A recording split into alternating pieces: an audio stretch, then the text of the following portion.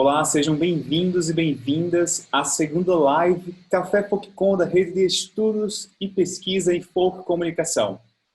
A iniciativa tem como objetivo promover o pensamento e os estudos folk comunicacionais a partir de diversas temáticas e também aproximar pesquisadores da área e atrair novos estudiosos, novas estudiosas. O segundo Café FolkCon, cuja temática é Festas Populares, Funções e Estratégias Comunicacionais, traz como convidados pesquisadores das regiões Norte e Nordeste na abordagem de duas grandes festas populares brasileiras, a festa junina e a festa do Boi de Parintins.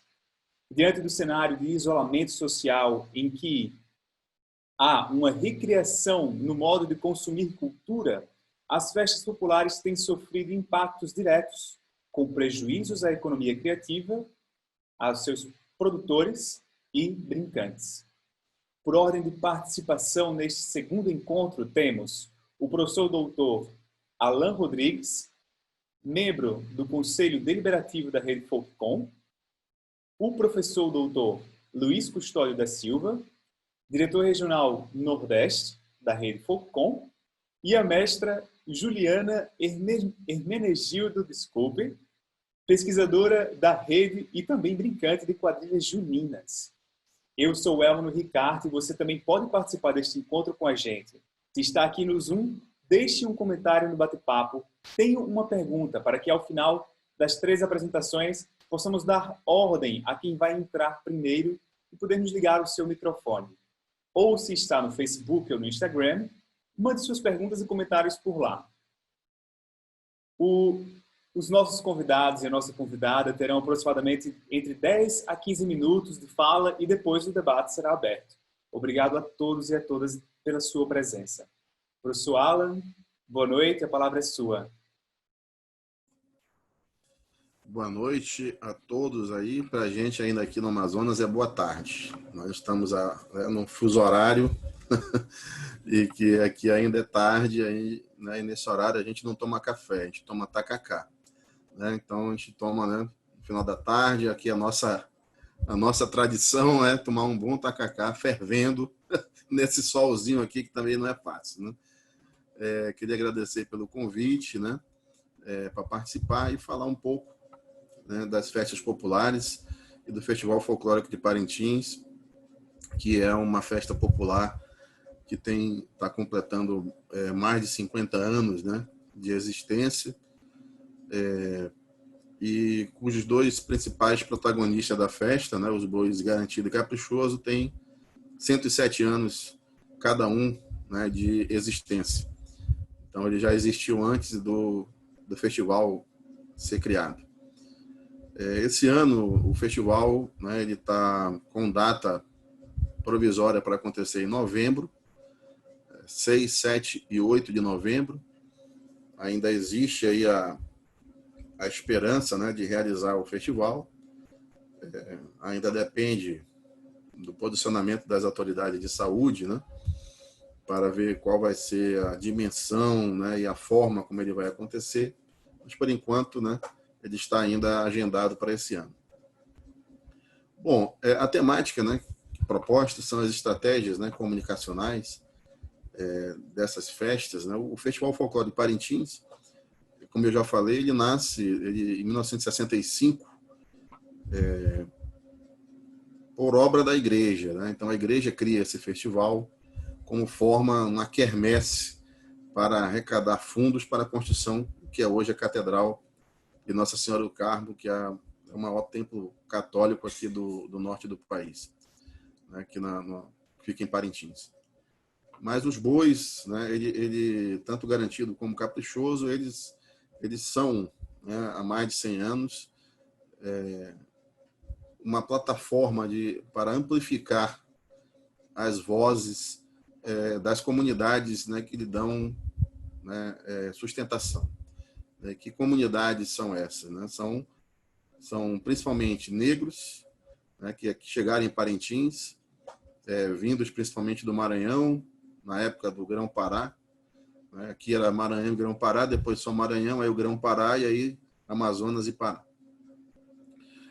que vieram para cá, né, descendentes desses negros que foram escravizados na África e trazidos para cá compulsoriamente, para o Maranhão, que chegaram em Parintins e que se estabeleceram na ilha e trouxeram na bagagem os folguedos nordestinos que conheceram, né, na passagem por estado do Nordeste, o garantido, no caso, o Maranhão, o caprichoso, o Ceará, né, que migraram para cá.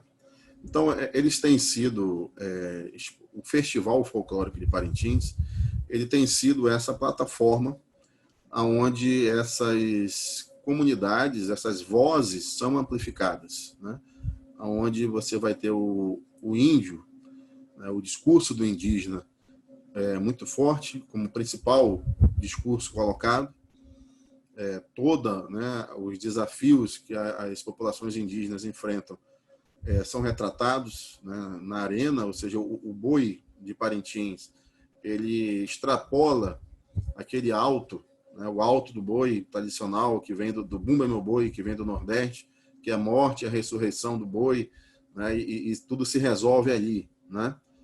Em Parintins, não. Em Parintins você tem esse alto amplificado, ele vai abrigar, ele vai se transfigurar culturalmente e vai abrigar as lendas, os ritos, os costumes, né, dos povos indígenas, dos caboclos, né, que são, né, os mestiços, aqueles, né, tanto com negros como com índios, né, todo esse imaginário amazônico vai, né, se misturar a esse alto nordestino e o festival vai abrigar aí a possibilidade de se falar da causa indígena, da importância da demarcação de terras, da importância da valorização da cultura indígena e de várias outras, da preservação da floresta, do hábitat, né?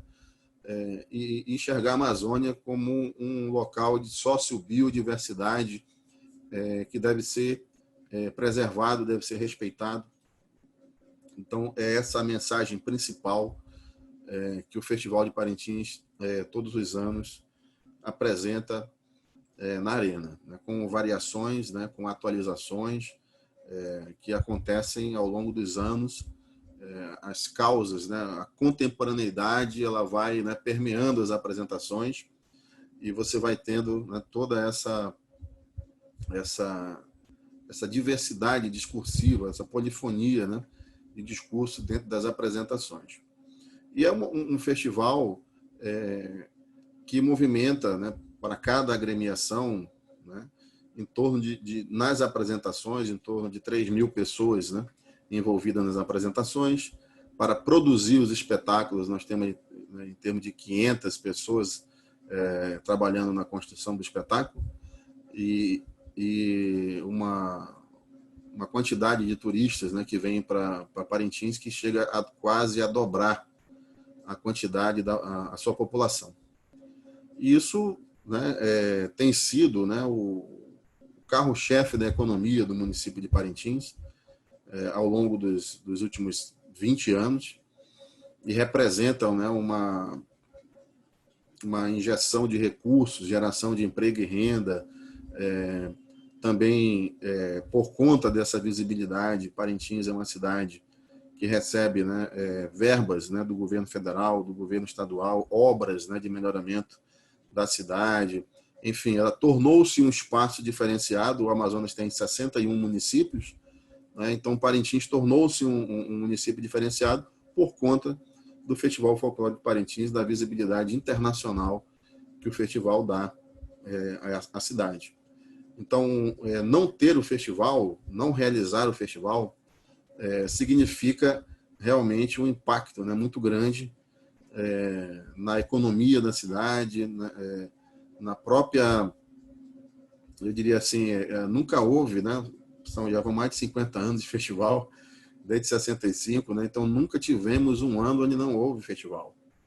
Então a gente está vivendo aqui um momento sui generis, né, então as pessoas, né, estão... O tempo e o espaço na cidade se organizam antes, durante e depois do festival. Quando ele não acontece, né, e aí as coisas parece que o ano não aconteceu, né? Parece que as coisas não andaram, né? E acho que é por isso também essa tentativa de realizar ainda o festival esse ano. Então, toda a preocupação, né, que acontece hoje com os artistas, poder público, torcedores, né, com relação a essa ausência do festival, seus impactos econômicos, seus impactos, né, afetivos, né, não ter esse festival, né, é como se não tivéssemos uma final do Campeonato Brasileiro, ou de um Campeonato Estadual, ou uma Copa do Mundo, ou uma Olimpíada, né, para aquele povo isso, né, significa algo parecido com isso, né? Vai ficar faltando, né, essa organização, né, do espaço e do tempo por conta da ausência desse evento, né? Bom, o tempo é curto, é difícil falar em 10, 15 minutos sobre essa questão. Então, eu estou sendo bem sucinto numa coisa que é bem complexa, tá? Mas eu deixo aí para o debate, né, para que a gente possa conversar mais. Fica mesmo no debate, né? Mas o senhor fez um bom panorama e acho que vai ficar muito importante esse momento, né, de registro dessas atividades, das diferenças, como ficaram do antes da pandemia e enfim. Daqui a pouco vamos voltar a esse debate. Muito obrigado pela sua palavra. Professor Luiz Custódio, o senhor está pronto? Seja bem-vindo mais uma vez. Obrigado. Boa noite a todos. Agradecer.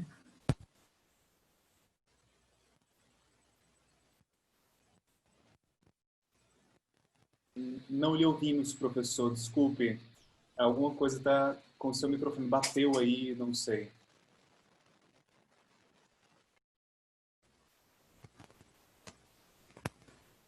Não, não ouvimos agora. É como se eu tivesse batido em alguma coisa, mas não há problema, está tudo tranquilo. Não sei se tem um microfone aqui no seu... Fale só para a gente escutar, para ver se de repente... Agora sim. Estão ouvindo agora? Agora sim, senhor. Ok.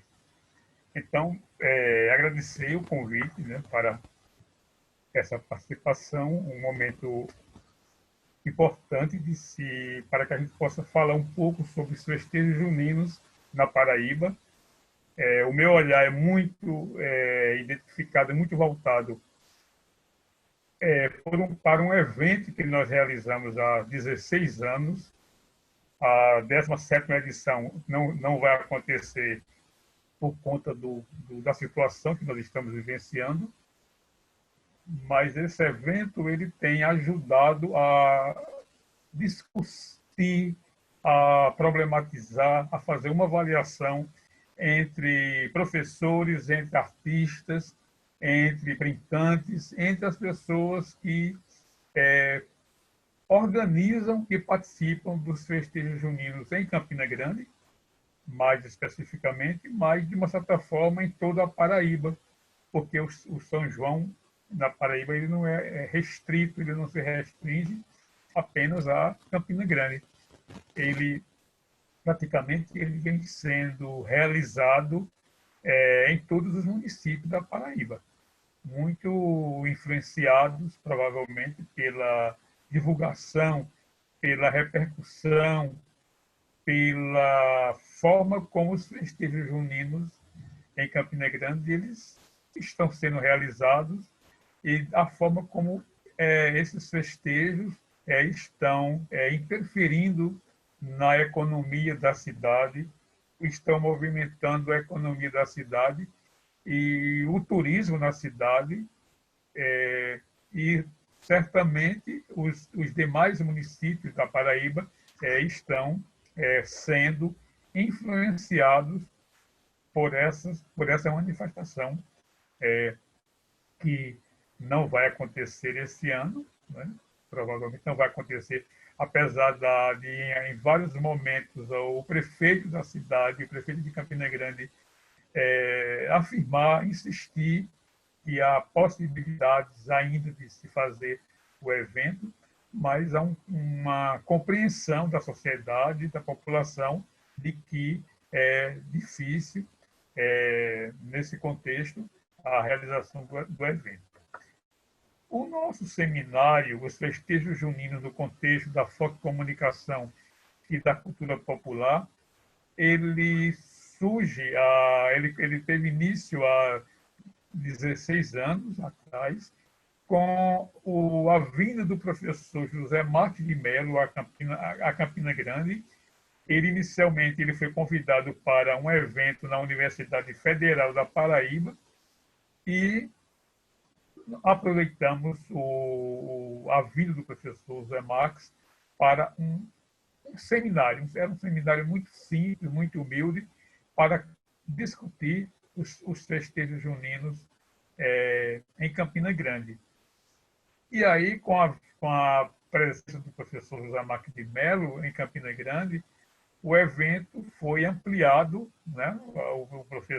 Nós convidamos outros professores, outros especialistas, para uma primeira discussão, uma primeira reflexão, do ponto de vista acadêmico, do São João em Campina Grande. E aí é preciso lembrar que o São João em Campina Grande, ele começa com o apoio, com a organização, na época do prefeito Ronaldo Cunha Lima. É uma família de políticos muito influente na cidade, e a partir da primeira edição dos festejos juninos, a cidade repercutiu muito na cidade, repercutiu muito na região, e a partir daí o evento criou fôlego, o evento foi se fortalecendo ao ponto de sensibilizar, motivar, influenciar outros municípios, outras cidades na Paraíba, que se envolveram e que passaram a adotar, vamos dizer assim, a bandeira, vamos dizer assim, dos festejos juninos, com um compromisso, com uma preocupação turística e com um esforço para o fortalecimento da economia na região.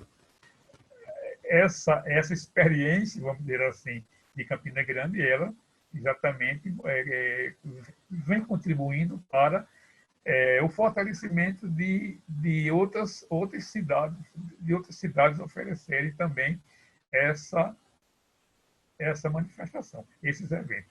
O evento tem, de uma certa forma, contribuído não somente para o fortalecimento do turismo na cidade, na região, mas estimulando a outras cidades a desenvolverem projetos nessa direção de buscar, através das manifestações juninas, o fortalecimento da economia. Voltando um pouco ao seminário, porque tem sido o nosso espaço para um olhar mais crítico, mais cuidadoso e mais criterioso dos festejos juninos, né, de como essa manifestação, ou essas manifestações, elas estão sendo realizadas, a forma como elas estão repercutindo na região, a forma como o evento sai vamos dizer assim, dos espaços públicos, né, do espaço mais da prefeitura, e como é que outros setores da sociedade passaram a se envolver, passaram a se comprometer com a discussão, com a reflexão dessa manifestação. A grande discussão que se fazia no início dos festejos juninos de Campina Grande, que ainda hoje se faz com um olhar mais acadêmico, vamos dizer assim, o que é que motivou essas transformações? O que é que está motivando essas mudanças? O São João está sendo fortalecido, as manifestações juninas elas estão sendo fortalecidas com esses eventos, ou elas estão sendo descaracterizadas? Isso tem sido uma discussão muito trabalhada pelos pesquisadores, pelos estudiosos, pelos professores das universidades, da Paraíba, né? E também de Campina Grande especificamente. Essa descaracterização, ela está sendo boa ou ruim para o fortalecimento das manifestações juninas, né? Isso tem motivado polêmicas, as pessoas têm discutido muito isso aí, tem gerado polêmicas junto à Prefeitura de Campina Grande, porque a realização do evento tem provocado, vamos dizer assim, uma certa dicotomia entre os artistas populares, entre os compositores populares do Nordeste e alguns cantores, alguns artistas que não têm uma formação, ou não têm uma ligação, ou não têm uma aproximação com os festejos juninos, ou com as músicas juninas, ou com a cultura popular. Então, muitas vezes, cantores são convidados para participar do evento.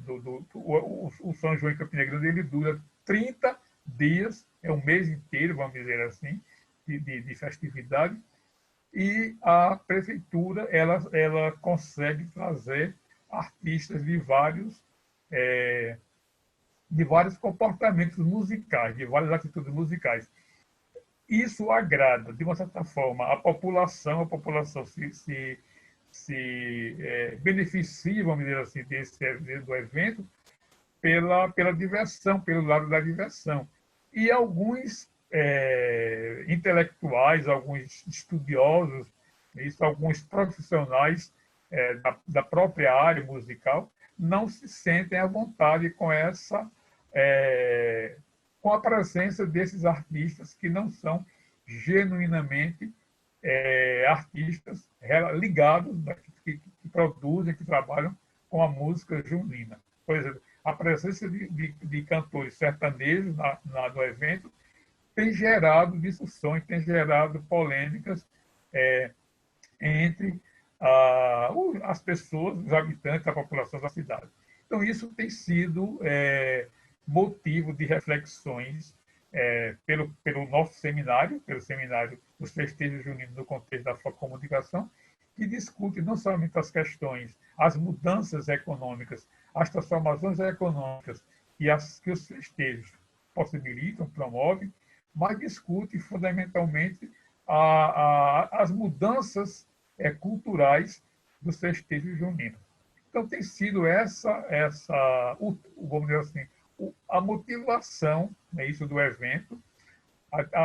As discussões são muito nessa direção e as manifestações da cultura popular, as reflexões a respeito da comunicação, elas acompanham essas reflexões entre todos nós que participamos do evento, que organizamos o evento. De uma certa forma, todos os segmentos sociais se envolvem com os festejos juninos na cidade. As mudanças, por exemplo, que estão acontecendo, por exemplo, com as quadrilhas juninas, né? Quer dizer, as quadrilhas juninas, há 20, 30 anos, 40 anos atrás, elas tinham outro visual, elas tinham uma outra postura, tinham um outro comportamento, e os festejos juninos, de uma certa forma, em Campina Grande e em outras regiões do estado da Paraíba, estão provocando mudanças substanciais na maneira como as pessoas estão dançando, como estão participando, como estão realizando as quadrilhas juninas na contemporaneidade. Então, há uma outra vertente para reflexão, para discussão.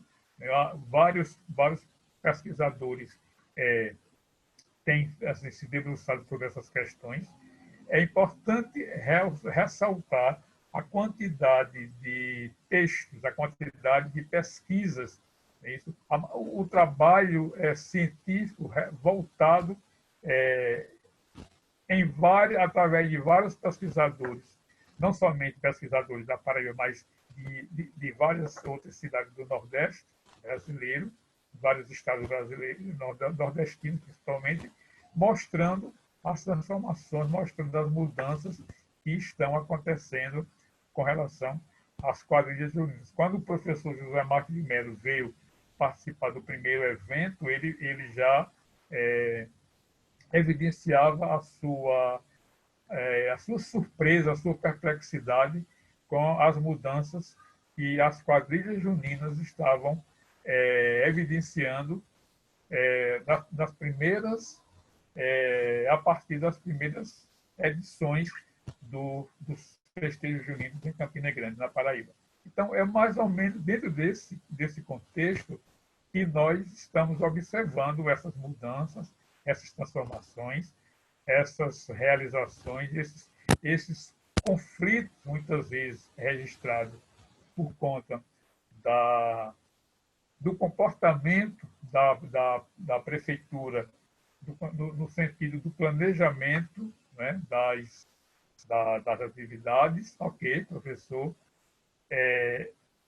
E o certo é que, com todos esses questionamentos, com todas essas discussões, o evento, os festejos juninos continuam acontecendo, continuam se fortalecendo, mesmo com as dificuldades, muitas vezes, da própria prefeitura na forma de organizar, na forma de sistematizar, na forma de apresentar os cantores convidados, apresentar, que eu digo, os convidados, né, que nem sempre atendem a uma, vamos dizer assim, originalidade, vamos dizer assim, dos festejos juninos do passado.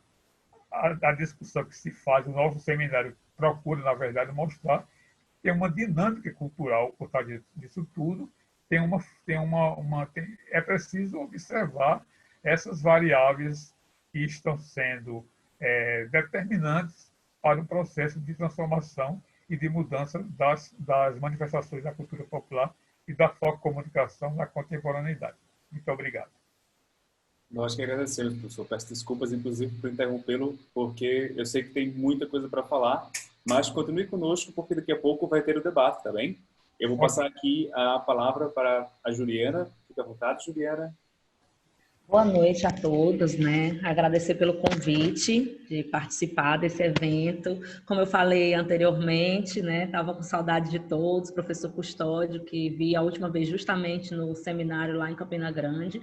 E aí eu vou pegar o gancho do professor Custódio, trazendo mais para a realidade de hoje, e vou colocar um pouco o olhar enquanto brincante de quadrilha. Acho que a maioria do pessoal da FOC sabe, né? Que eu, além de pesquisadora, pesquiso todas essas tendências apresentadas pelo professor Custódio, né, da espetacularização das quadrilhas, a perda dos espaços públicos, né, para a realização de festivais, os festivais espontâneos mesmos, que as comunidades faziam. Para você ter uma ideia, ano passado eu fiz um levantamento.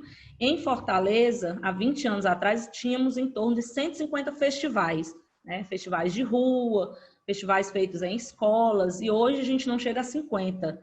E aí os fatores são muitos, né?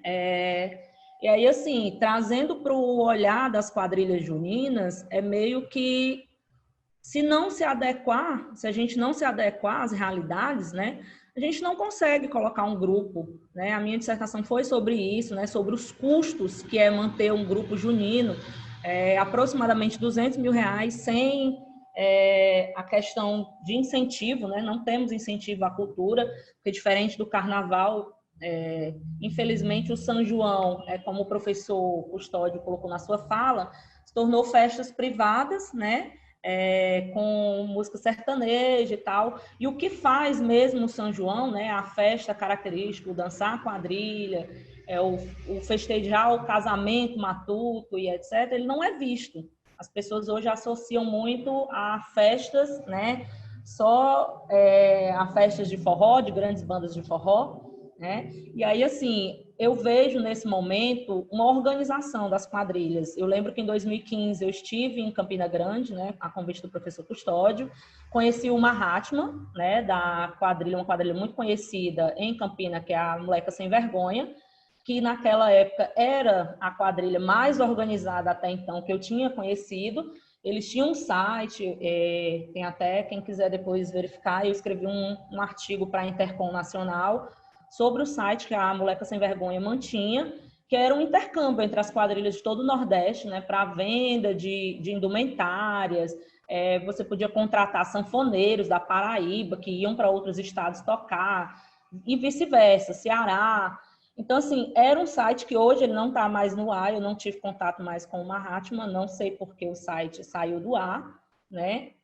E aí conectava as quadrilhas. Mas, assim, dentro do cenário atual, o que eu pude perceber, né, que é uma análise de estudo que eu estou fazendo agora, é a questão de como as mídias juninas estão ajudando a gente a atravessar esse momento, né? Um momento em que não temos São João, eu não sei como vai ser, se Campina Grande vai ter, né? Mas aqui no Ceará já foi decretado que não vai ter São João, nem depois, não vai ter festa alguma. Então, assim, a maioria das quadrilhas já estavam no meio de um processo, né? Então, é uma perda econômica muito grande. Bordadeiro, sapateira, toda a cadeia econômica que depende do São João, né? Costureiros, então, assim, prejuízo econômico e prejuízo cultural. Porque, indiferente se é quadrilha estilizada, quadrilha tradicional, a gente traz memórias, né? Todo ano a gente traz algum momento histórico do que foi, das nossas histórias, né? Das nossas histórias enquanto povo nordestino, celebração dos santos juninos, celebração de casamento, embora mude roupa, embora exagere, eu também acho, eu sou a favor das quadrilhas estilizadas, mas eu percebo o exagero e danço numa quadrilha estilizada, dancei em quadrilhas tradicionais também. Como eu disse, é necessária essa adaptação. Um ponto que eu vi no ano passado, assim, que me mexeu muito comigo, quem conhece a quadrilha Zé Testinha, que é uma das quadrilhas mais antigas, né, de todo o Brasil, 40 anos aí, ela é muito característica pelo seu passo, pelo uso, até hoje, sempre, eles nunca mudaram a indumentária, né, a indumentária é sempre a mesma, vestido de chita, só com a rendinha, e ano passado a Zé Testinha trouxe um vestido bordado, poucos brilhos, poucos, era o vestido da rainha, mas foi assim uma coisa que nunca aconteceu.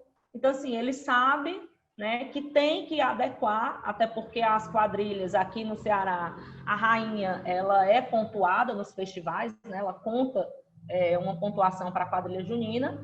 Então, assim, ele está se adequando, embora não tenha mudado o estilo da quadrilha, né, o marca-passo dos cangaceiros, a história de contar o cangaço é muito característico deles, mas uma pequena mudança ela foi feita. Né? E assim, se adequando também às realidades de mídias, né? Mídias sociais. As mídias sociais fizeram muitas lives, as quadrilhas, assim, houve um acréscimo muito grande, né? Das chamadas mídias juninas, para fazer assim,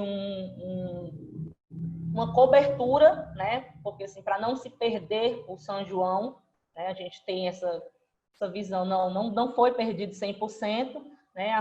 Algumas quadrilhas apresentaram seu trabalho tomando todos os cuidados, quadrilhas de Pernambuco, quadrilha do Maranhão, apresentaram esse trabalho, né, para não ter o ano perdido, já que já estavam ali com roupas, músicas, tudo pronto, então tem que apresentar agora em junho. Depois, quem quiser ver, eu recomendo o Portal Espia, eles têm canal no YouTube e tem também no Instagram. Eu geralmente acompanho pelo YouTube, mas eles também têm Instagram. Que aí é um grupo de pessoas que quiseram fazer, né, essa divulgação. Tem o pessoal lá de Manaus, tem muita gente em Manaus, são colaboradores do Brasil inteiro, né, que se reuniram, fotógrafos, jornalistas, pessoas que brincam quadrilha, né, tentando, assim, manter e ter esse intercâmbio, né? A gente vê a diferença do que é uma quadrilha aqui no Ceará. No Nordeste, elas são mais ou menos no mesmo formato. Agora, quando a gente vai para a região norte, é mais diferente. Tem muita quadrilha em Goiás, né, que também tem uma característica única deles, Goiás, Mato Grosso. E com a internet, a gente está podendo acompanhar isso, né? E teve esse processo de praticamente, acho que todo dia do mês de junho teve alguma live, né? Quadrilhas comemorando 20 anos, aí fazia uma live lá com os cantores, cantando as melhores músicas, quadrilhas apresentando figurino, quadrilhas de Pernambuco fazendo festivais de rainhas, né, que é uma coisa que nem tem muito em Pernambuco, mas agora está chegando lá eles estão assimilando isso daqui do Ceará. E assim, há essa troca, né? Eu acho que o importante é manter, né? Desde que não se perca algumas coisas, né? O dançar em par, a caracterização da dança mesmo, do forró enquanto música, né? A celebração do casamento matuto, que é o que faz a quadrilha junina. Vejo muitos problemas, como o professor Custódio colocou, vejo muitos problemas quando a gente perde espaços, né? Espaços que antes eram públicos, que a gente não vê mais, mas aí eu também sou, assim, como brincante, como pesquisadora, eu vejo vários problemas, que não é só a transformação da festa em si, mas a perda mesmo do espaço para a violência, né? Nas cidades, hoje é praticamente impossível fazer um festival junino em uma rua, né? Principalmente pelo menos aqui em Fortaleza eu posso afirmar isso, né? Fazer um festival de rua é quase impossível. E realidades, né? A gente vai passando, eu gosto muito de uma frase do professor Benjamin, né, de um livro, que é: a gente muda sempre a partir de alguma coisa, né? E se vai mudando, a gente vai se adequando, né, buscando novas estratégias para promover uma aceitação. Eu hoje vejo que o São João, e principalmente as quadrilhas juninas, elas querem ser vistas, né? Que o diga o Festival da Rede Globo, né, o Rede Globo Nordeste. As quadrilhas, elas querem ser vistas e assim, constroem verdadeiros espetáculos para uma apresentação de 25 minutos, né? Todo com o objetivo de ser a melhor do Nordeste, né? Embora hajam outros festivais das ditas federações das quadrilhas juninas, são mais importantes do que o Globo Nordeste, né? Mas para as quadrilhas aqui, o que importa é o Festival da Globo, né? A Moleca Sem Vergonha já foi bicampeã, né? Não à toa foi conhecida no Nordeste inteiro por conta do Festival da Globo. A Junina Babassuda, aqui do Ceará, também bicampeã do Festival da Globo, que também foi, inclusive, a rainha foi chamada para participar do Carnaval do Rio por conta dessa participação na Globo. Então, assim, é um intercâmbio de informações. E aí eu vejo que a gente não deixa de manter a nossa tradição, né? As características do nosso São João, elas vão mudando de acordo com as novas gerações. Eu acho que é isso. Obrigado, Juliana. Parabéns pela investigação, é muito importante. Com certeza, vários brincantes vão se inspirar pelo seu exemplo e adentrar no ramo da investigação científica e aprofundar o próprio olhar sobre a sua cultura popular e suas expressões culturais, né? É muito importante essa sua inserção e essa sua representatividade. Eu acho que você representa muito para muitas pessoas. Penso e desejo que assim seja. Então, obrigada. nada, imagine. Vamos agora para o nosso debate. Nós temos algumas perguntas, não apenas aqui dentro do Zoom, mas temos também algumas perguntas no Facebook. Eu vou ler a pergunta do Facebook para passar para depois aqui dentro do Zoom. Dê-me só um minutinho. Há uma pergunta. Aliás, em primeiro lugar, o professor Custódio está sendo bastante acariciado, todos aqui no Zoom e no Facebook e também no Instagram, todos estão parabenizando a sua participação e também a sua presença. Dizem que estão com muita saudade, na verdade, né? Acredito que sim. Mas vou aqui comentar uma pergunta direcionada ao professor Alan, da Kátia MKT. Ela é professora na Universidade do Sul de Santa Catarina, Unisul, e ela diz o seguinte: professor Alan Rodrigues, quais pesquisas da Comunicação estão sendo realizadas no Festival de Parintins diante da grande apropriação da mídia de massa desta importante festa? Na sua opinião, o que ainda precisaria ser observado pela Comunicação? Obrigada. E aqui também no Zoom, nós temos uma pergunta do Flávio Santana, mas eu acho que como ele está aqui dentro, eu vou convidá-lo para participar. Flávio, onde você está?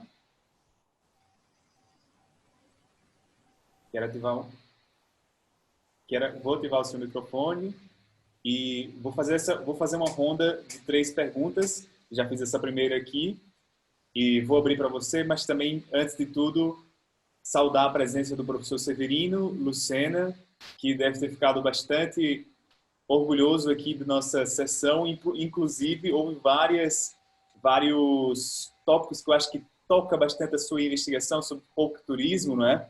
E vamos também debater um pouco sobre isso, porque aqui em Campina Grande também foi comentado sobre os impactos na economia, no turismo. Lá em Parintins também foi comentada a mesma questão. Então, espero uma boa pergunta aí do professor, também já dando uma provocação. Flávio, a palavra é sua. Obrigado, Elmano. Boa noite a todos e a todas. Mais uma vez, contar com a presença de vocês na segunda live do Café FolkCon. Significa que está dando certo e a gente vai seguir aí pensando nas próximas temáticas. A minha pergunta, na verdade, parte da fala do professor Custódio e da Juliana, né, a respeito das festas juninas, mas eu quero direcionar ao professor Alan a respeito do Festival Folclórico de Parintins, visto que lá na conferência de Folcomunicação, em 2018, nos grupos de trabalhos, a gente falou sobre grupos indígenas e representação. E algumas pessoas da localidade, né, de lá de Parintins mesmo, estudantes, falaram que tem comunidades indígenas que não se sentem representadas pelo Festival Folclórico. E aí a minha pergunta, ela parte dessa observação. O que é que o Festival Folclórico de Parintins tem pensado em estratégias de comunicação para conseguir se aproximar dessa população local, né, e manter a tradição do evento? Obrigado pelo espaço. Desculpa, eu não tinha ativado meu microfone. Obrigado, Flávio. E mencionar também que na organização das lives está o Flávio, também está a professora Júnia, o professor Guilherme e a professora Francinete, se eu não me engano, é isso? Não é o nome dela? Não é Francinete, é Francinete, da Universidade Federal do Maranhão. E temos mais alguma pergunta? Na verdade, eu vou habilitar aqui o microfone para a professora Júnia, para ela fazer a pergunta que fez no chat.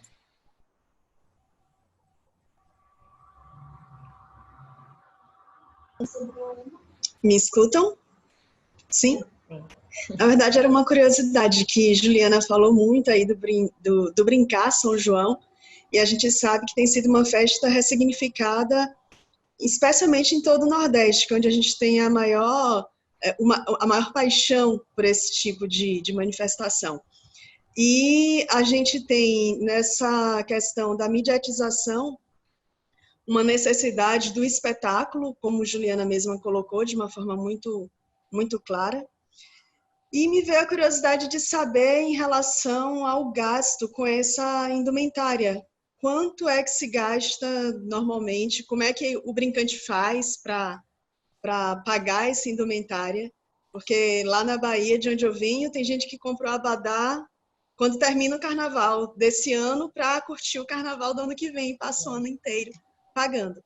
Uma outra questão que eu queria colocar aí aos integrantes, que eu estava digitando quando o Elmano me surpreendeu me chamando à participação, é um tema que é bastante discutido, não é um tema de consenso, a questão da apropriação, e aí eu coloco entre aspas mesmo a apropriação tanto pela mídia quanto pelo capital dos espetáculos, que são espetáculos populares, genuinamente populares, mas que na sua prática, né, o Festival Folclórico de Parintins, o próprio São João de Campina Grande e tantas outras festas populares pelo Brasil, acabam provocando, por conta dessa apropriação, uma linha, né, de limite aí entre quem pode e quem não pode participar dessa festa. Né? É uma festa genuinamente popular, mas que muitas vezes promove ou provoca, como consequência, a exclusão dos brincantes populares. Eu queria que vocês pudessem dialogar um pouco sobre isso, se possível. Grata. professor Alan quer responder as duas perguntas que lhe foram direcionadas e... Mano, eu queria só me recordasse a primeira pergunta da professora lá de Santa Catarina, é isso? Exatamente. Quer que eu leia novamente? É, porque eu anotei aqui as duas, aí a dela eu me perdi. Ok, ela pergunta assim, quais pesquisas da Folk Comunicação estão sendo realizadas no Festival de Parintins diante da grande apropriação da mídia de massa desta importante festa? Na sua opinião, o que ainda precisaria ser observado pela Folk Comunicação? Ah, sim, é isso mesmo. Bom, queria agradecer a todos, né, e todas que fizeram perguntas. Bom, a questão, o Festival Folclore de Parintins, ele é muito pesquisado, né? Nós temos muitas teses e dissertações a respeito das mais variadas facetas, né, que você possa imaginar, né? O que falta é nós termos mais pesquisas que utilizem a folcomunicação como teoria para fazer essas análises. Porque se usa várias teorias para fazer essas análises, né? Você tem aí análise do discurso, análise do conteúdo, você tem a semiótica, você tem... mas a folcomunicação, né, ela ainda... A gente teve aí um aumento, né, de pesquisas com relação utilizando a teoria da folcomunicação a partir dos eventos que a gente vem realizando a partir de 2017, né? Com a primeira jornada de folcomunicação, depois a Conferência Brasileira em 2018, né? E depois, em 2019, fizemos a segunda jornada de folcomunicação. Já acumulamos aí mais de 150 papers, né? Desses eventos, quase 200, né? E a maior parte do Amazonas, aqui das regiões circunvizinhas, né? Mas ainda é uma teoria, né, que não circula com facilidade e é presente nas escolas de comunicação, né? Quanto mais nos programas de pós-graduação da área da comunicação. A gente vai ter a primeira tese, né, de doutorado aqui do Norte na área da comunicação, tem um orientando, né, que vai terminar, mas ele trabalha com o cinema produzido no interior do Amazonas, né, a partir de um estudo folcomunicacional, né, que ele está fazendo cinema de terror, que é feito no município de Tefé, né? Já tivemos uma dissertação de mestrado, duas aqui, uma sobre as pastorinhas, que é um outro folguedo junino lá de Parintins, que é natalino, e sobre ex-votos, também foi um orientando meu. Então, aqui o trabalho do Norte, né, é você, vamos dizer assim, popularizar a teoria, né? Mas o festival, ele é muito estudado. Você tem gente, não só na região Norte, eu participo de banca, acho que por semestre, umas 2 bancas de mestrado ou doutorado por ano, onde o Festival de Parintins é tema, né? Então, nesse caso aí, só eu, né? Então, você tem muitas outras pessoas, né, que também participam de bancas com essa temática. Na temática indígena, por exemplo, que é uma das perguntas, né, que foi feita sobre apropriação, eu estou orientando, por exemplo, um aluno de Parintins, do mestrado, que ele trabalha exatamente as toadas do boi-bumbá, que tratam da etnia Sateré-Maué, né, e como é que se faz essa apropriação, né, da cultura Sateré-Maué nas toadas. Então, esse meu orientando, ele está estudando isso. Aí já tem vários aspectos de pesquisa sobre. Então, ele é muito estudado. Sobre o aspecto econômico, sobre o turismo, sobre a apropriação, né, dessas culturas, como é que isso acontece, né? A gente recebe pesquisadores todos os anos aqui, também que vêm conhecer o festival para fazer, né, suas pesquisas de campo. Agora, realmente, usando a folcomunicação como teoria de análise, né, é pouco, né, porque as pessoas não conhecem realmente essa possibilidade. Então, a partir desses eventos, né, que a gente tem realizado, essas discussões, a gente vem popularizando, né, a teoria, né, principalmente em Parintins. O professor Adelson não chegou ainda aqui, mas eu já cutuquei ele aqui no WhatsApp para ele entrar aqui, porque o professor Adelson tem sido uma das pessoas que mais orienta trabalhos na folcomunicação aqui no Amazonas. Ele trabalha a folcomunicação com relação à religiosidade do parintinense, né, os agentes de folk, né, que ele identifica, e não só, porque como o festival ele é muito estudado, virou meio que o concurso. Então, os pesquisadores agora estão buscando outros objetos de estudo, porque o festival é muito estudado. E aí eles estão buscando a manifestação de religiosidade, por exemplo, né, nas áreas quilombolas, aqui perto, né, perto do município de Parintins, tem várias ali identificadas, né, em processo de criação, né, de formalização. Tem o fenômeno de religiosos, como os recomendadores de almas, que ele identificou, né, lá em Parintins. Então, você tem uma diversidade, né, de objetos também de estudo. Né? E o festival ele tem chama muita atenção, né, para essas questões. Agora, sobre a questão da apropriação, como é feito esse trabalho? Né? Então, hoje, principalmente, o espaço que o festival dedica à cultura indígena, ele acho que de 100% do espetáculo, eu diria para vocês que 80% dele é indígena. 80% do que se apresenta na arena é indígena. Então, você vai ter a arena ocupada por tribos indígenas, representações do lendário indígena, dos ritos indígenas. Né? Você vai ter, por exemplo, a parte cabocla da apresentação e folclórica restrita a um pequeno momento ali, que é uma celebração folclórica e uma figura típica regional, mas ele é 80% indígena. Né? E existe, vocês, na fala dos colegas, né, que me antecederam, essa questão da tradição versus inovação, ou seja, cantores, né, que vêm de fora, por exemplo, a nossa música é a toada, né? A grande vedete, né, do festival é a toada, né? A música do boi, bumbá, né? Mas você tem, durante o dia, o forró sendo tocado pelas ruas.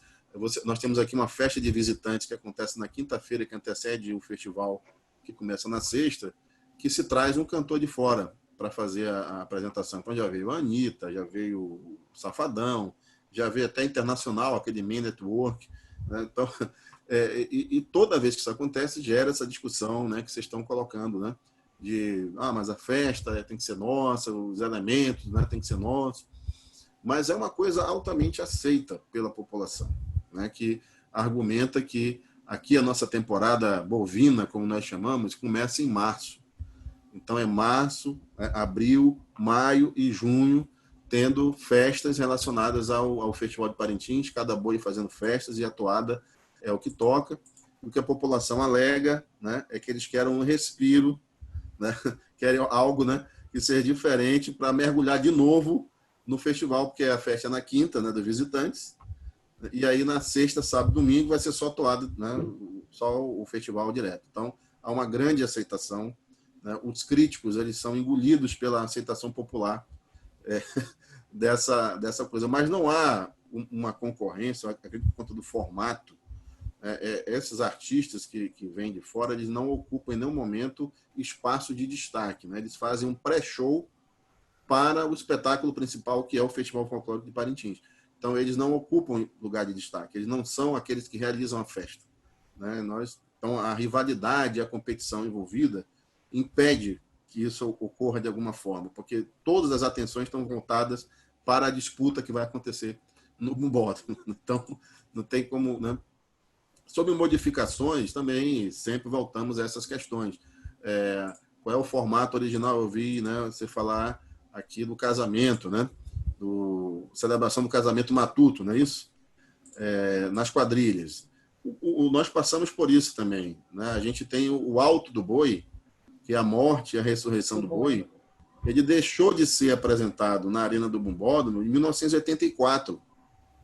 Então, desde 84 até 2016, esse alto não era apresentado. Ou seja, como é que eu vou ver o boi bumbá se o elemento principal, que é a morte e a ressurreição do boi, não está?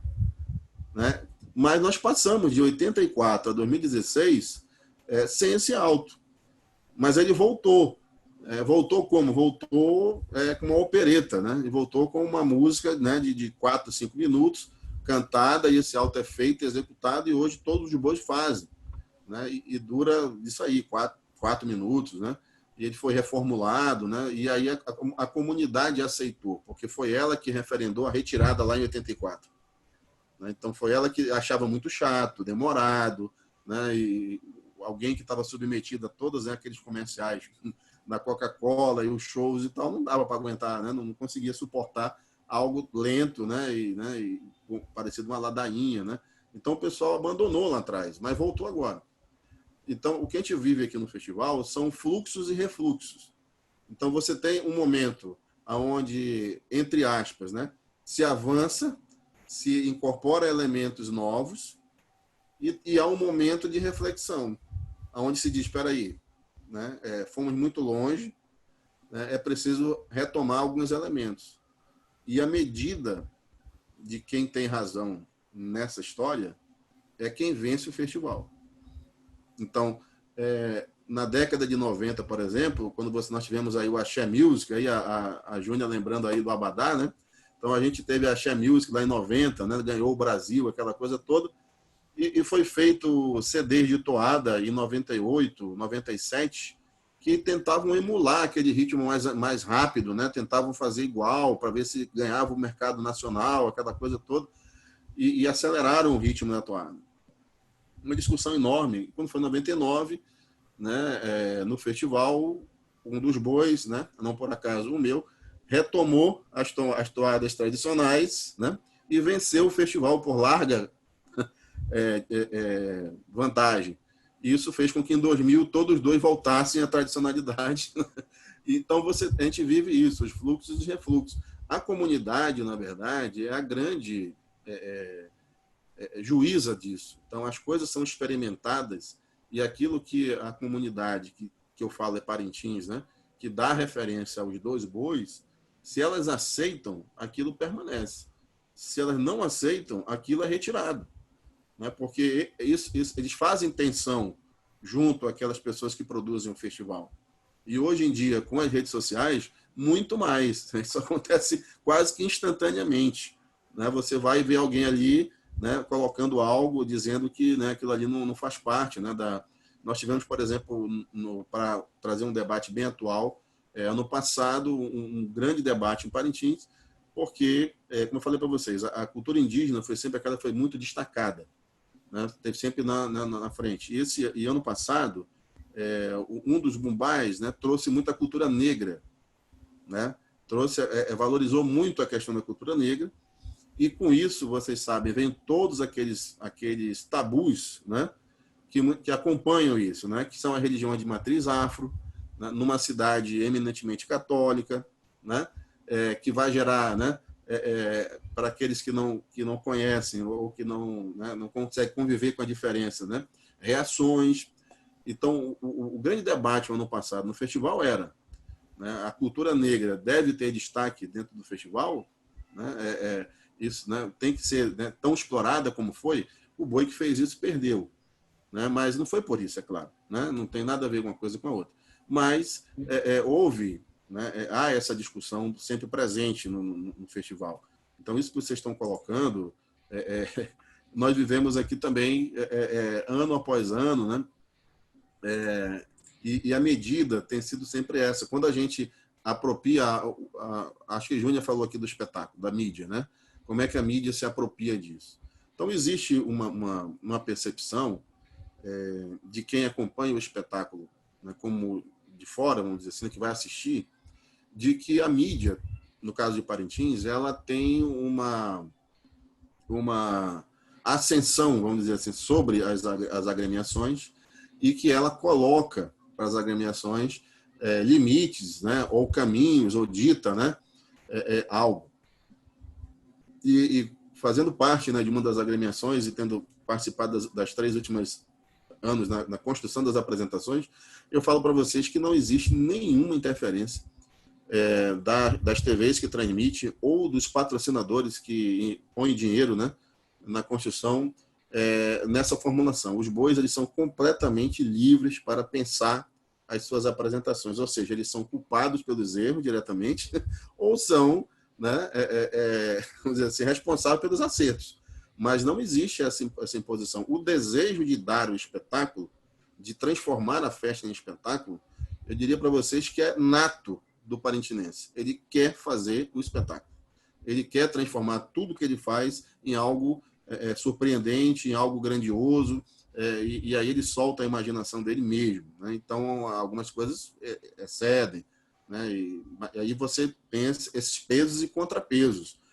A comunidade, ela é muito presente ali, ela vai se manifestar e aí vai haver, né, esse peso e contrapeso. Mas não existe esse controle de conteúdo. Né? O que eles fazem realmente é para dar o espetáculo, se a gente, com relação à questão indígena. Se nós fôssemos, por exemplo, ser fiéis à indumentária indígena e à cultura material indígena dos povos do norte do país, nós não teríamos penas na arena. Porque a cultura material dos povos do norte do país, ela não usa plumária exuberante. A plumária exuberante vai começar no Xingu e ali indo para o litoral. Então, nós vamos ter as pessoas usando peles, usando o que a gente chama aqui de tururi, que é uma veste feita com raízes, né? E isso não tem impacto visual. Então, existe uma folclorização. Então, você faz um estudo, né, do que há de bibliografia, de referências, sobre a cultura material dos povos que estão sendo representados na arena, né, e onde você vai obedecer a questão de elementos, né, que identificam aquela etnia, pintura corporal, né, armas, utensílios, né, e aí você vai, a partir dali, o que a gente chama na poesia ou na música, tem uma permissividade poética, né? Então, é o que eles chamam de folclorização. Então, eles vão extrapolar, eles vão tornar aquilo mais, né, exuberante, para poder ter um impacto visual. E é exatamente aí, isso também se remete quando você vai recriar um rito. Então, se você for recriar o Sataremaué, por exemplo, se você for recriar o ritual da tucandeira, que é um ritual de passagem, né, onde o menino Sataremaué, ele se torna o guerreiro Sataremaué, ele passa por esse ritual, onde ele põe a mão dele dentro de uma luva cheia de formigas, né, tucandeiras, e recebe todo o veneno delas. Ele passa 23 vezes por esse rito, até ele ser considerado um guerreiro Sataremaué. E existe toda uma cantoria, uma dança em volta disso, são 23 vezes. Então, há coisas que são ditas que o Sataremaué não abrem para ninguém, só pode participar o guerreiro, né, que está participando. Então, como recriar isso, né? Dentro de um espetáculo que você tem 4 minutos para realizar um ritual indígena. Então, vai haver, né, essa folclorização, tanto no cenário, como no rito, em tudo vai ter que ser, né, vai entrar a imaginação, né, do artista, né? Tanto de quem faz a toada, quem faz a coreografia, quem faz a cênica. E aí reside as críticas de algumas etnias, que às vezes gostaria de ver lá exatamente aquilo que acontece na aldeia, né? Só que, de forma também contraditória, esses ritos, eles não passam isso para quem não é da etnia. Então, eles não vão abrir os segredos deles, que acontecem dentro, né, das suas aldeias, né, das suas terras indígenas, para aquele que não é indígena. Então, há essa crítica, e ela reside nesse espaço, no espaço entre, né, o que é exatamente verossemelhante e aquilo que é um espetáculo. Nesse espaço está a folclorização, né? Agora, eu diria que do que era feito na década de 70, né, que era puramente achismo, né, baseado, inclusive, muitas vezes em preconceitos, né, coisas, né, com relação aos povos indígenas, porque é feito hoje, que tem como base pesquisa realmente realizada dentro das universidades, a gente vai buscar teses, dissertações, livros, né, para poder embasar tudo que está... Porque quem vai julgar o festival e vai olhar aquilo ali e vai julgar são antropólogos, são sociólogos, são pessoas que conhecem aquelas etnias, conhecem os ritos. Então, você não pode inventar, você não pode colocar coisas que não existem. Você vai dar, vamos dizer, o brilho, né, do espetáculo, né? Mas é aí que reside a questão das críticas dos povos indígenas. Sinceramente, como resolver essa questão, eu não tenho a solução, né? Mas o diálogo, né, entre os que produzem o espetáculo, né, e as etnias, ele é mais próximo ou mais distante de acordo com qual etnia nós estamos tratando. Muitas vezes a gente vai representar um ritual que é dos Axanicas, que é uma etnia que já está até, né, considerada extinta, né? Existia perto do Acre, você não tem nem com quem dialogar, porque não tem mais a autoidentificação. Professor Alan, obrigado pela sua intervenção, pela resposta às 2 perguntas, inclusive o tempo foi maior por causa disso. E uma coisa que eu observo, e vamos deixar também para mais adiante do debate, que temos outras perguntas para os outros convidados, não é?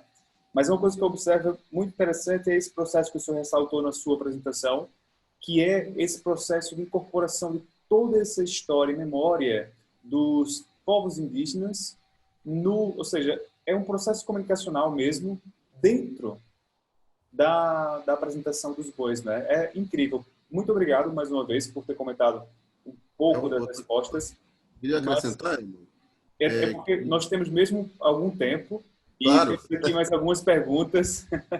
Não, era só para finalizar, né? Para dizer o seguinte: não existe outro espetáculo em nenhum lugar do mundo que se use 2h30 durante 3 dias para falar dos povos indígenas e defender as suas causas como o Festival de Parintins. Incrível, impressionante. Isso é mesmo um caso único e merece toda a atenção da Folk Comunicação. E parabéns por ter incluído esse debate a Folk Comunicação. Juliana, há uma pergunta, não é? Da professora Júnia. Pode responder. Isso. A professora Júnior perguntou quanto custa em média uma indumentária, né? Eu vou colocar a média, né, entre quadrilhas tradicionais e quadrilhas estilizadas do figurino feminino, né? É entre R$ 1.500 a R$ 2.500, certo? Aí, assim, é feito durante o ano, né? Fazemos bingos, festas, rifas, vendas de alguns brincantes vendem lanches, né, durante os ensaios, para cobrir todos esses custos, entre bordados, costuras, tecidos, né, arranjos. Algumas quadrilhas costumam sair, virou tendência, né, vou usar essa palavra, virou tendência sair com 2 figurinos, né, geralmente os figurinos de entrada e depois o de dançar. Aí eu tenho uma fala do professor Alan com relação à mídia, como é que eu posso explicar? A mídia, ter o dedo da mídia nesse processo de espetacularização das quadrilhas. E quando eu falo isso é porque é o seguinte, aqui no Ceará, Maranhão, as federações de quadrilhas, elas têm um regulamento. Então, as quadrilhas, elas têm 10 minutos para apresentar um casamento, né? Acho mais ou menos como o nascimento do guerreiro lá que o Alan explicou, que tem 4 minutos. Aqui são 10 minutos para apresentar o casamento e 25 minutos para você contar a temática da quadrilha dançando, né? E aí, quando se vai a um festival da Rede Globo, a Rede Globo direciona um tempo de 25 minutos, né? Então, alguns estados, eles sofrem com isso, porque, assim, 10 minutos a menos de uma temática. Como é que você vai adaptar uma temática, né, que era de 25 minutos para 15? Porque o casamento, ele tem que ser mantido, porque se você desfizer daquilo, é despontuado. Então, é nesse sentido que a gente diz, né, que, de fato, há essa mesuração quando as mídias tentam, né? Caruaru também tem alguns processos de venda, né, de espaços, de festas para as afiliadas da Rede Globo. Não lembro como está Campina Grande, até o professor Custódio pode me ajudar com relação a isso. Mossoró também está entrando nesse processo, né, de venda, da questão da transmissão da arena das quadrilhas, né, da 10 dias. Então, assim, há esse processo, né? Eu danço num grupo que faz todo um trabalho voltado a uma possível classificação para o Festival de Quadrilhas da Rede Globo. E quando eu digo assim, uma possível classificação eu tenho um espetáculo de 35 minutos, mas eu estou pensando também que se eu for dançar em Pernambuco, eu tenho que tirar essa música, eu tenho que tirar essa coreografia, eu tenho que tirar esse espaço do casamento, enfim. E também a questão do uso dos adereços, que eu acho que visualmente, o que a gente fala mais é o visual da quadrilha, né? Que hoje muitas usam, eu não vejo nem a questão da indumentária em si, porque é impossível você usar um chitão para dançar. É impossível. O chitão é um tecido que foi feito para você fazer um vestido e usar 2 vezes. Então, assim, é impossível você dançar 30 festivais em 2 meses com um vestido de chitão.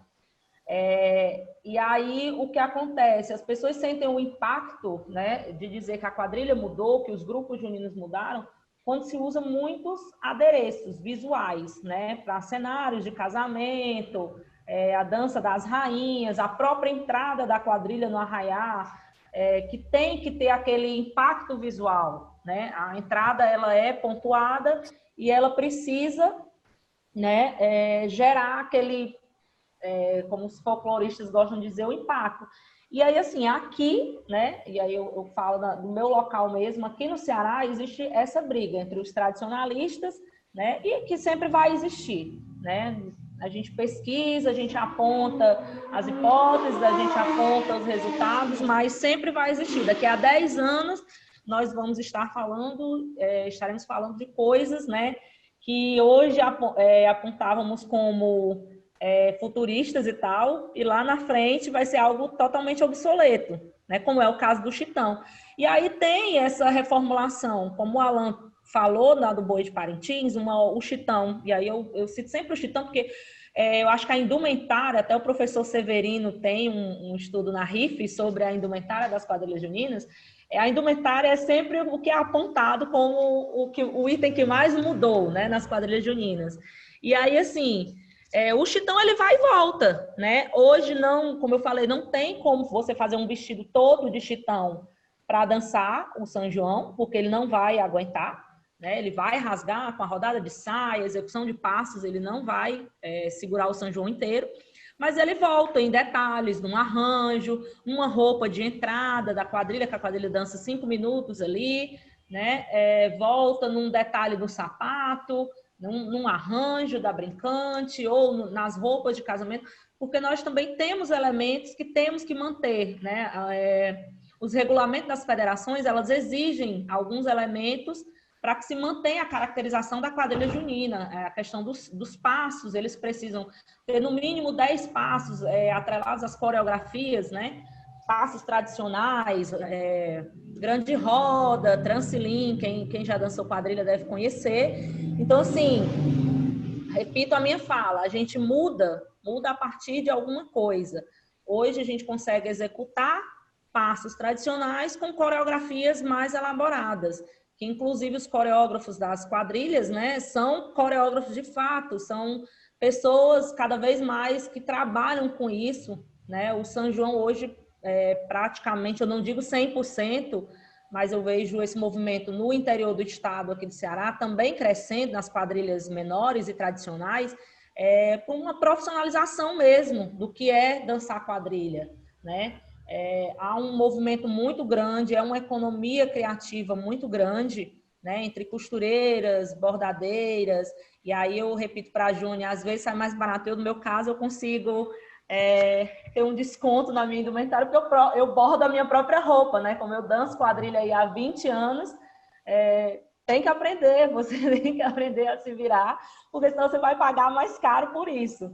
Né? Uma bordadeira para bordar um vestido é mais ou menos, né, a faixa de 400 a 600 reais, bordar uma roupa de um casal. Então, assim, são custos muito altos. Dançar a quadrilha, né, a quadrilha junina, ela virou eu não digo profissão porque a gente não ganha para isso, né? A gente gasta para dançar, mas é quase uma profissão. Você ser brincante de quadrilha é quase uma profissão. Juliana, deixe-me só...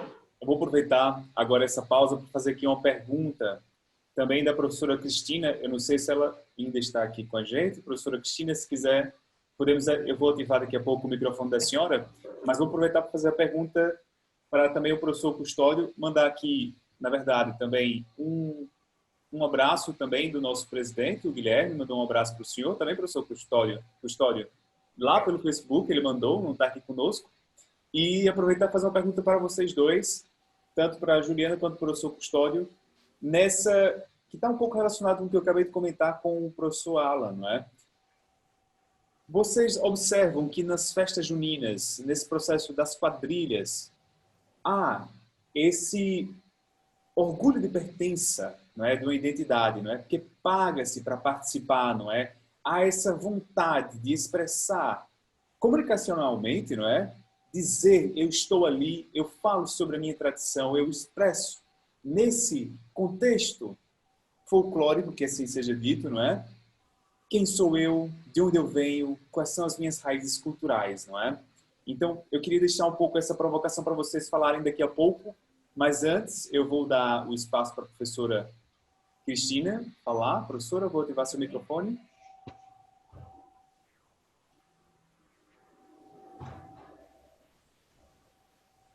Bom, boa noite a todos e a todas. Obrigada pela oportunidade de participar.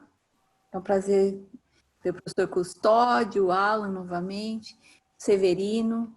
Quero muito ouvir o Severino falar. Severino, estou com saudades.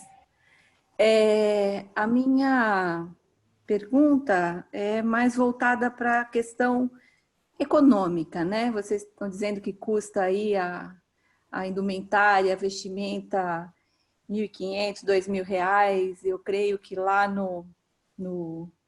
em Parintins, para aquela festa, tem fantasia lá que chega a custar mais de R$ 10.000. E toda a comunidade se mobiliza, né, Juliana? Você falou que fazem rifas, fazem festas para arrecadar fundo. Então, assim, desse ano, o professor Custódio também falou isso, né? Que há todo um preparativo muito tempo antes, e tem toda uma cadeia produtiva por trás disso.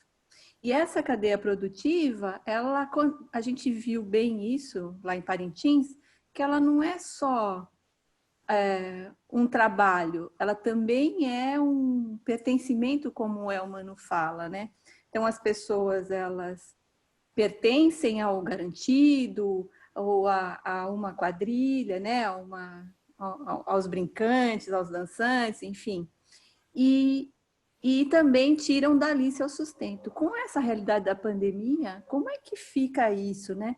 Suspensão, adiamento, que a gente não sabe se é um adiamento que vai ocorrer a festa ou se é um adiamento que vai acabar sendo uma suspensão. Lá no estado da Juliana já foi suspenso. Como fica essa questão econômica? Existe alguma conversa com esses grupos sobre isso? Como superar essa questão econômica? A gente está vendo aí a aprovação da lei...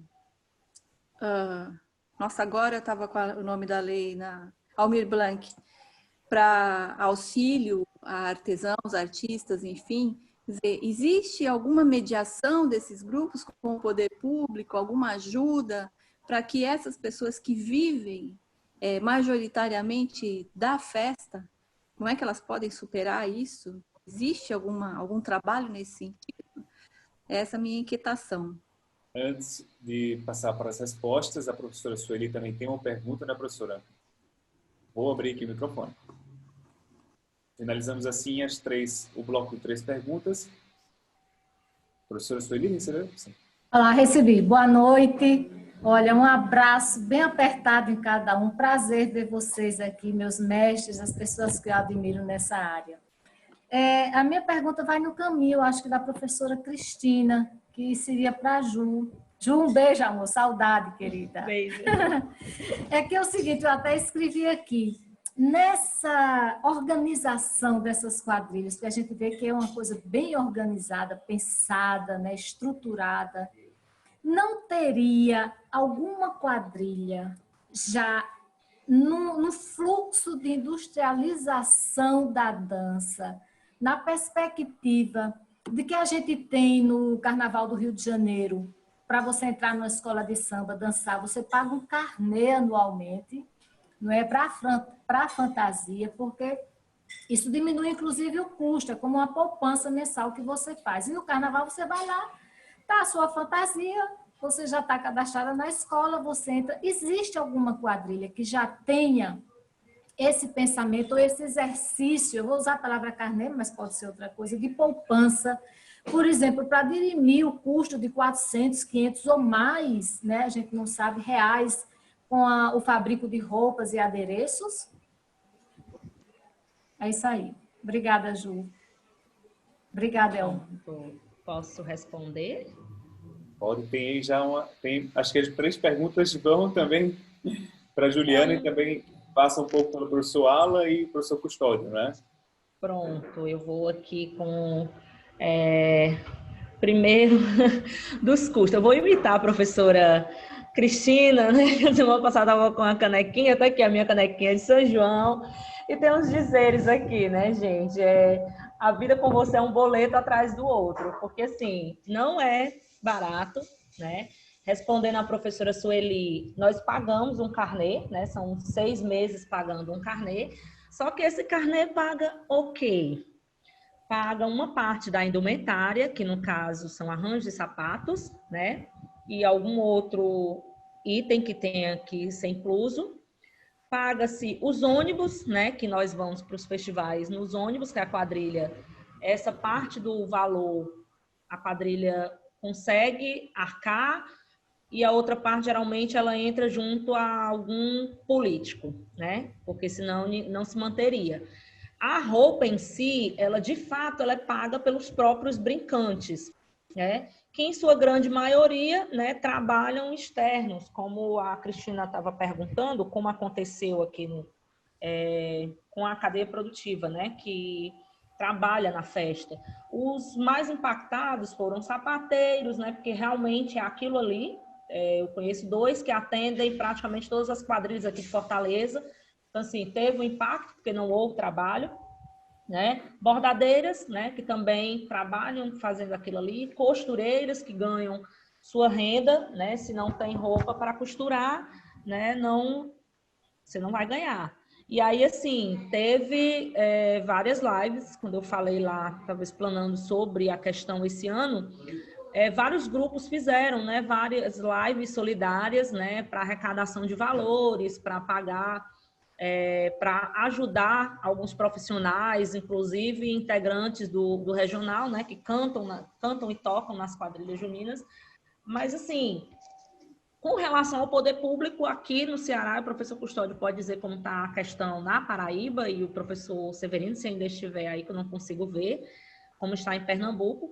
Mas aqui, as quadrilhas, né, as federações das quadrilhas estão entrando com ação junto ao governo do estado, porque o único edital que ajuda as quadrilhas juninas, né, que é o Ceará Junino, ele não foi lançado, né? O dinheiro foi todo revertido para o combate da pandemia. Então, assim, não houve ajuda, né? Então, não sei ainda como está funcionando a lei, né, Aldir Blanc, como é que eles vão aplicar aqui, junto aos produtores de eventos e tal, mas com relação a essas pessoas, a esses profissionais mesmo que fazem, que são a maior parte, né? Porque esses editais muito se ajuda quem produz um festival, né? Que precisa de som, precisa de licença em prefeitura, precisa premiar as quadrilhas e tal. Mas os profissionais mesmo que fazem ali a base, né, da pirâmide do São João rodar, não são contemplados. Eles dependem das quadrilhas, dependem dos brincantes que pagam suas roupas, que pagam o carnê para a quadrilha e que faz a máquina girar. E esse ano não teve, infelizmente, né? Respondi, Sueli e Cristina. O professor Custódio e o professor Alan querem comentar alguma coisa referente a esse bloco de perguntas, que tem aí um pouquinho desses temas? Eu posso comentar alguma coisa sobre isso. Oi, professor Custódio, eu falo rapidamente.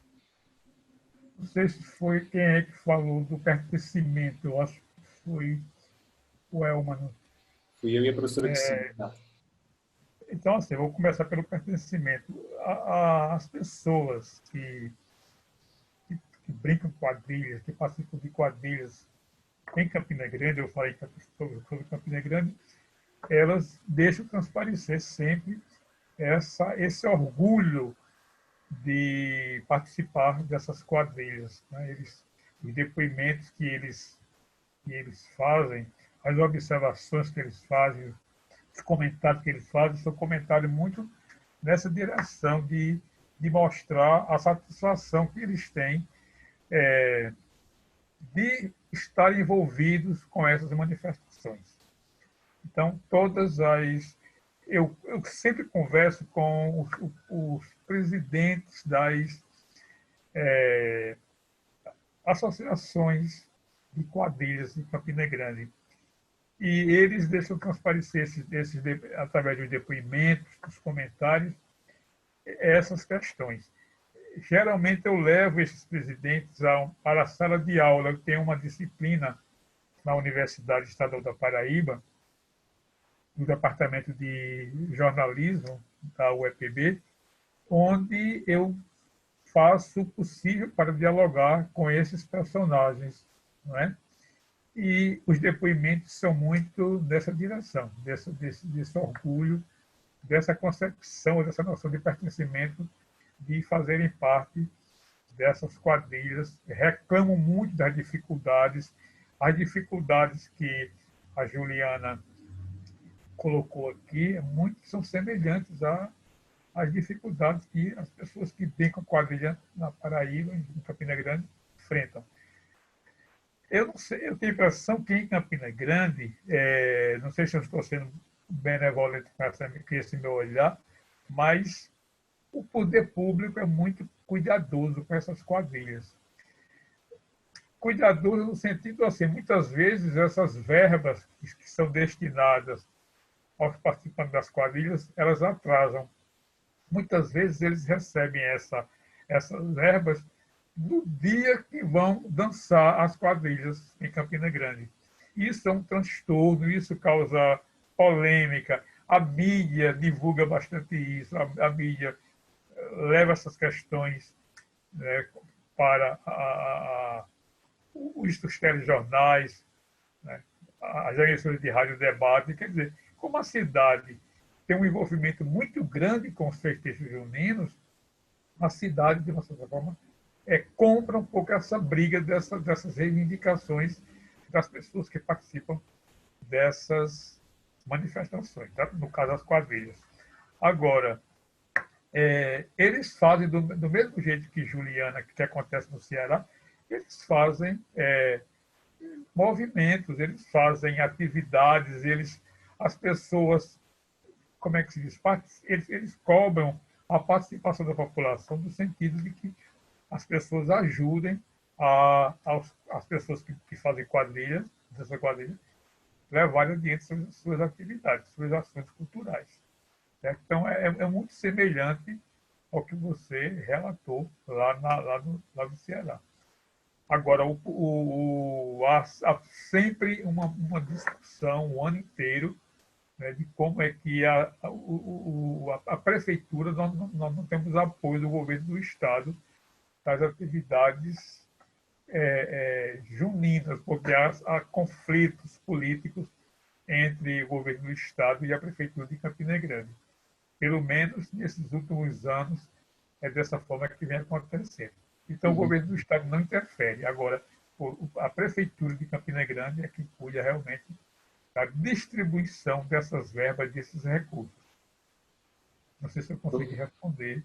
Eu acredito que sim. Foi muito importante o seu levantamento, porque tem ligação direta, como tanto o que o professor Alan e que a Juliana falaram, que basicamente há muita dificuldade. No fundo, é uma dificuldade manter essa, e agora ainda mais em tempos de pandemia, não é? Manter a sua própria expressão cultural. O professor Alan queria comentar também, não é? No Festival de Parintins, o financiamento é diferente. Ninguém paga nada para participar. Então, nenhuma indumentária é vendida. Então, todos os brincantes recebem a indumentária do boi para se apresentar, né? Então, o boi ele capta, né, recursos com os seus patrocinadores. O ano passado foi em torno de 9 milhões cada boi para poder produzir todo o seu espetáculo, né, que envolve, né, muita coisa além das indumentárias, né? Mas ninguém paga, né? Na verdade, são pagos. Alguns são pagos para se apresentar, tem cachê, né? E esse recurso vem parte dos patrocinadores, Coca-Cola, Bradesco, né? Algumas estatais, e o governo do estado também dá um aporte de 1.200.000, ano passado, acho, para cada boi, foi esse o aporte. Mas acontece também, professor Custódio, desse dinheiro também só chegar às vésperas também do festival, né? E para se construir um espetáculo do tamanho do Festival de Folclore de Parintins, você tem que passar 3 meses construindo ele.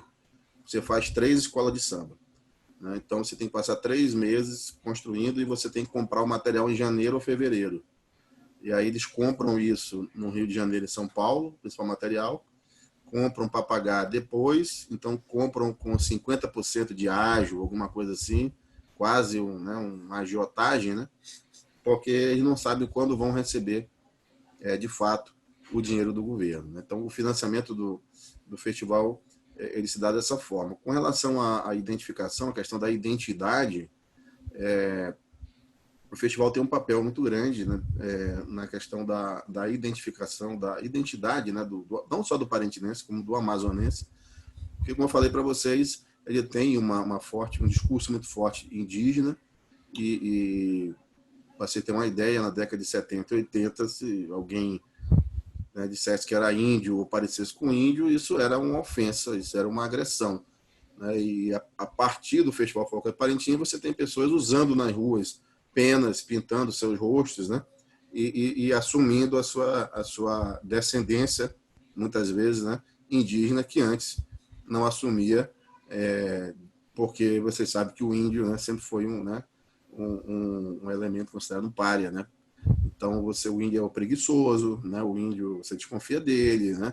Então, todos esses estereótipos foram colados nas populações indígenas para justificar a apropriação das suas terras, né? O seu genocídio e tudo mais que aconteceu. Então, o festival tem um grande papel nesse sentido, né? De criar uma identidade, né? Para o amazonense, principalmente para o parintinense, né? Que é o dono da festa. Obrigado, professor, pela sua resposta. Nós temos já de tempo aqui da nossa sessão aproximadamente mais de 1h40. Então, não sei se ainda há mais alguma intervenção. Eu vou aqui apenas só conferir no Facebook. Nós não temos mais nenhuma intervenção. Também no Instagram não, mas há audiência do modo geral. Tivemos espalhada por todas as nossas plataformas. Tivemos aproximadamente 30 pessoas. Aqui, 15. Uma média de 15, 18 pessoas no Zoom e outras nas outras plataformas, no Facebook e no Instagram. Então, agradecer a todos pela audiência. Não sei se há ainda alguma pergunta para ser feita. Existe a presença, mais uma vez, do professor Osvaldo, do professor Severino, da professora Maria Érica, professora Maria Isabel, também dos professores convidados aí, que já apresentaram, professora Sueli. Enfim, vamos encerrar então isto. Estão todos satisfeitos e satisfeitas, não é? Mais uma vez, muito obrigado à vossa presença, que esteve aqui conosco no Zoom e nas mais diferentes plataformas, no Facebook, no Instagram. Continue conosco participando e assistindo nossas lives, Café Folkcom. Não se esqueça, siga a Rede Folkcom a partir do site redefolkcom.org e aguarde novas lives que lá estaremos em publicações para que você possa participar. Mais uma vez, muito obrigado e cuide-se desse tempo de pandemia, por favor.